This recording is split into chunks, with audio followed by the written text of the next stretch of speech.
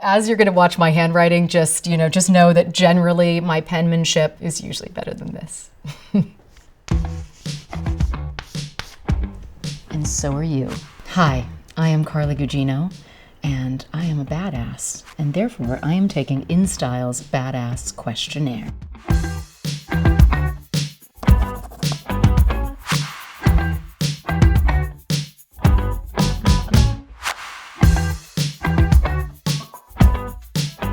My favorite actor growing up was Goldie Hawn, and then Meryl Streep. I gotta give you two. A playlist or song that always puts me in a good mood is Cole Porter's Let's Do It, covered by Paul Westerberg and Joan Jett. My favorite curse word is f***, without question. The last film I saw in theaters was, so long ago, I miss it, was Little Women on Christmas Day. Cannot wait to get back in that theater. People always say I look like the girl from Trope Beverly Hills, which I take as a compliment, seeing that I was 16 years old, and I still guess I am recognizable from that movie. A hobby I picked up during quarantine was exercising in my living room. Not a great hobby. I did not bake sourdough bread, which all of my friends did, but I did, however, bake a lot of chocolate chip cookies. I'm not sure that was a good thing. My cocktail of choice is, just wait for it, it's a long one. So I like a cucumber martini, but I like it with no sugar. So I like either Chopin vodka, which is a potato vodka, or Tito's vodka, because I'm gluten-free. And so I like it up, very cold, muddled cucumber, mint, lime, and I like it bruised, which means that they shake it so hard that there are little shafts of ice in it. Do you think I've thought out my favorite cocktail a lot? My most recent TV binge was Mare of Easttown. It is so good. It's dark, you have to stick with it. The acting is spectacular. If I could play anyone in a biopic, it would be Ava Gardner. If I could have dinner with anyone, dead or alive, it would be dead Mae West, alive Nick Cave. A badass woman is someone who is courageous enough to let their light shine. Martin Luther King said, "Who do you think you are not to shine?"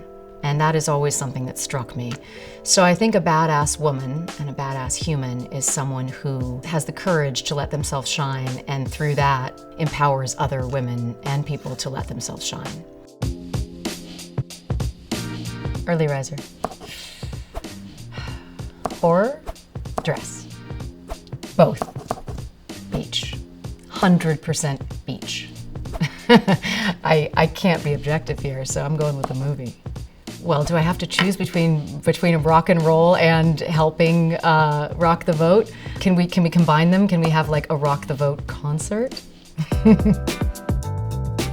Okay, so I'm ranking some of my iconic Spy Kids looks. I would say that the full get-up with the black leather situation is just, with the hair slicked back, was just such a fun look to have.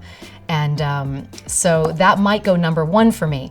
That being said, I'm a natural brunette, and we dyed my hair red for Spy Kids. So the two that you see the red hair in, there's the one super sort of au naturel, Ingrid Cortez look. Then there's the one with this necklace situation, which I had completely forgotten about. That was really fun to dye my hair red for the first time. And then I always love a good, fringe black wig situation. Put me in a wig and I'm happy. One thing I've always got in my purse is dark chocolate. Anyone who knows me can attest that I am not lying. A trend from my teens that I hope makes a comeback, the mixed tape. I really miss the mixed tape. When someone who you were like super into makes you a mixtape, I would like that to come back. It's not the same as Spotify. The first thing I do in the morning is stretch. I learned it from my dog.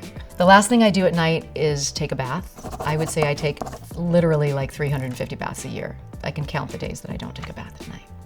The most stylish person I know is, without a doubt, my father. Something I splurged on after my first big paycheck was a Dolce & Gabbana dress. I'm Italian, so. My number one beauty secret is, well, it's cliche to say, being joyful, but that is probably the best one. If I were to go with something tangible, my #1 beauty secret is I meditate every day and I put a mask on, like a moisturizing mask whenever I meditate. So I end up doing a mask every day, so maybe that helps. A role I've played whose closet I would love to have would be Sally Jupiter. Yeah. The scariest part of working on the Haunting of series, I would say I'm gonna give you 2 examples. The first season was definitely that I am pretty convinced that my apartment that I was staying in Atlanta was actually haunted. I don't think it was just method acting. Second season, the most terrifying thing was I was doing a play here in New York, and the only way I could do the play and finish what I needed to do on The Haunting of Bly Manor was to miss 4 days of tech, which is when you actually set the entire piece on a stage and fly to Vancouver and film, fly back, and get on stage without ever having run the show for our dress rehearsal. So that was basically one of my most terrifying career moments ever. So I would tie that into The Haunting. Rank these characters in Gunpowder Milkshake by how badass they are. None of them have badasses, they all have great asses. Doing my own stunts makes me feel, I don't know, more authentic in my characters, I guess. Whatever stunts I can do legally that you aren't afraid that the insurance company will come after us, I want to do. San Andreas, I definitely did the most stunts in. I think I rivaled the amount of stunts that Dwayne Johnson did. And Gunpowder Milkshake, I do an action sequence with the tomahawk. The experience of working on Spy Kids was amazing. We were all in Austin, Texas, thinking we were making a tiny little movie, having no idea that it would have any impact on the world. Something you wouldn't expect from working with The Rock is, I feel like you guys know so much about him. Before he really talked about his cheat days, we've done 3 movies together. He's one of my dearest friends. This guy is like a machine with his eating. So I was into Delicious cookies, which are my favorite chocolate chip cookies in Los Angeles. And I sent him a box as a little gift, thinking there's no way he would ever eat them. And then he told me that he actually ate the whole box of cookies in one fell swoop because he is The Rock. A staple in my trailer or dressing room is, I always have essential oils. I'm a big fan of essential oils. And I generally have an espresso machine because I do love a good cup of coffee. The craziest thing that ever happened to me while acting on stage, I have several crazy stories, so let me just pick one. I was doing an Athol Fugard play with Rosemary Harris, who was in her 80s when we did the play and never missed a single line. This woman is a true theater beast. And there was a stomach flu going on. Everybody inevitably got it. But one day I come on our 8th show of the week and my stage manager says, did they tell you that Rosemary has it? All I will say is that this woman left the stage twice to throw up in a bucket, and we would just begin again. She said, where were we? Nobody in the audience ever knew. As soon as we finished, I said, you are both a rock star and completely crazy. Something I've kept from set, I've actually started on the last number of projects keeping a clapboard, which is really cool. And I have several of them now in my apartment here in New York. Something I wish I could go back and tell my younger self is, in the end, everything is okay. My favorite scene to film on Entourage, oh my gosh, I had so much fun on that show. But I would have to say the scene on the floor of the Lakers game where basically Amanda Daniels is sort of vying to represent Vince. So we literally had floor seats. And I just looked at the director. It was my first day on the job. I was figuring out what Amanda Daniels was like, all of these things. But also, I'm literally watching Kobe like make a basket. The whole thing was so surreal and magical. I was like, how do you expect me to memorize a line?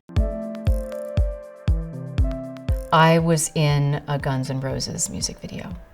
False. I wasn't in a Bon Jovi music video, however.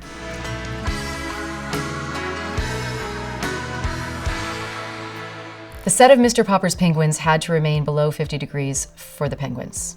Absolutely true. It had to remain below freezing for the penguins. I am not good in the cold, as evidenced by all my many beach pictures and none of my ski pictures. So yes, I have no tattoos. False, I have one tattoo. It is a butterfly, And funny story with that, which was a movie I did called The Son-in-Law. Flea of the Red Hot Chili Peppers played the tattoo artist in it who gave me my butterfly tattoo. I was a valedictorian in high school. That is, in fact, true. I almost didn't accept the role of Ingrid Cortez in Spy Kids. That's true. That was actually the craziest thing because I was never on any lists because I was a solid 10 years too young for the role, because I was supposed to have been a spy for 10 years and then had 2 kids who were like 8 and 11, and I was 28 years old. So it was mathematically completely impossible. But Robert Rodriguez, he comes from a family of 10, and he was like, no one will ever question. My mom had kids so young. If we do our jobs right, no one will ever question it. And it's true, no one ever questioned it. I will be playing Catwoman in Zack Snyder's DC Universe. I love these rumors. Whoever knows, never say never. Zack and I always want to do something together again, and I have always wanted to play Catwoman. But this actually just came from a comment that Zack made, and then fans really picked up on it, and there's been a ton of cool fan art as me as Catwoman, so I don't know, let's bring it, guys. I'm ready. Why are essays always so intimidating? I don't know, is that the case for everybody? Maybe not. You've made a career out of playing strong, badass, femme fatale characters. How do you think that Hollywood trope has evolved over the years? And the nature of the traditional femme fatale is that sort of like it's this gravitational pull downward. Ooh, see? The power of the femme fatale. That may have been more of a male perspective, frankly, of a mysterious woman. All in all, what I find interesting is bringing women to life who might give us a perspective that we never had. When I was 13, I watched both Sophie's Choice and Silkwood, and I saw Meryl Streep bring these two really complicated and complex and interesting women to life in this seemingly effortless way. Both of these movies were exquisite movies, but more than anything, I thought, this is what I want to do for the rest of my life. I want to show people life through another person's eyes and give them empathy. How can I find compassion and empathy, and hopefully through my work do that for other people? Thanks, InStyle. That was so much fun. If you guys had as much fun as I did, like, comment, and subscribe below.